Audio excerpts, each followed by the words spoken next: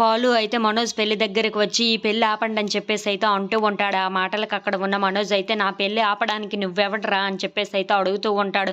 ఆ మాటలకు అక్కడ ఉన్న బాలు అయితే నువ్వు అమ్మాయి మెడలో తాళి కట్టి చూడరా ఏంటో చూపిస్తానని చెప్పేసి అయితే అంటూ ఉంటాడు.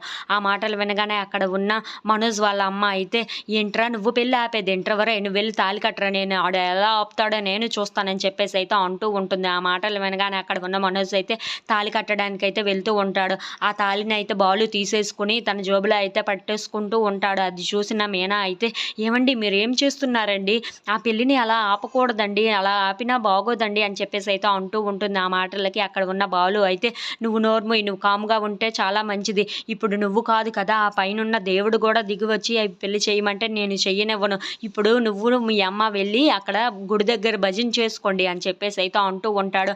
ఆ మాటలు వినగానే అక్కడ ఉన్న వాళ్ళకి అమ్మకైతే చాలా కోపం వచ్చేసి ఒరేయ్ మర్యాదగా ఆ తాళి ఇచ్చేసేయ్ లేదంటే నేనేం చేస్తానో నాకే తెలియదు అని చెప్పేసి అయితే అంటూ ఉంటుంది. ఆ మాటలు వినగానే అక్కడ ఉన్న బాలు అయితే నేను ఇచ్చేదే లేదు ఏం చేసుకుంటారో చేసుకోండి నువ్వు నీ కొడుకు వెళ్ళి ఆ గుడి ముందు ఇద్దరూ కలిసి భజనలు చేసుకోండి అని చెప్పేసి అయితే చాలా కోపంగా అంటూ ఉంటాడు. ఆ మాటలు వినగానే అక్కడ ఉన్న మనోజ్ అయితే రే ఏం మాట్లాడుతున్నావురా నువ్వు నా పెళ్ళిని ఆపడానికి నీకు ఎంత ధైర్యం రా అని మనోజ్ అయితే బాలు కాలర్ పట్టుకుంటూ ఉంటాడు. చిన్నప్పటి నుండి అయితే నువ్వు ఎన్ని మాటలు అన్నా ఏం చేసినా నేను ఊరుకున్నాను తట్టుకున్నాను కానీ నా పెళ్ళి ఆపడానికి నీకు ఎంత ధైర్యం ఈ పెళ్ళి కానీ ఆగిందో ఏంటో చూపిస్తానురా అని చెప్పేసి అయితే మనోజ్ కూడా చాలా గట్టిగా అడుగుతూ ఉంటాడు.